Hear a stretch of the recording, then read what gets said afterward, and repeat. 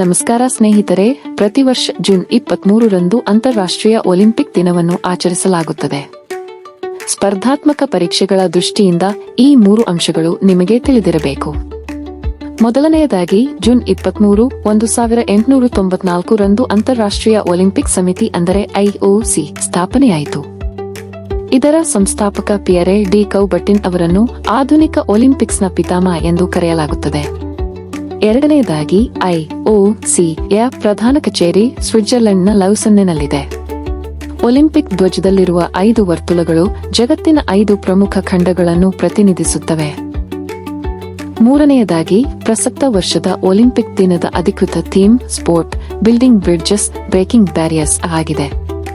ಅಂದರೆ ಕ್ರೀಡೆಯು ದೇಶಗಳ ನಡುವೆ ಸೇತುವೆಯಾಗಬೇಕು ಎಂಬುದು ಇದರ ಅರ್ಥ.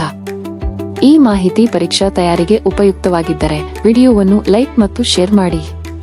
ಧನ್ಯವಾದಗಳು.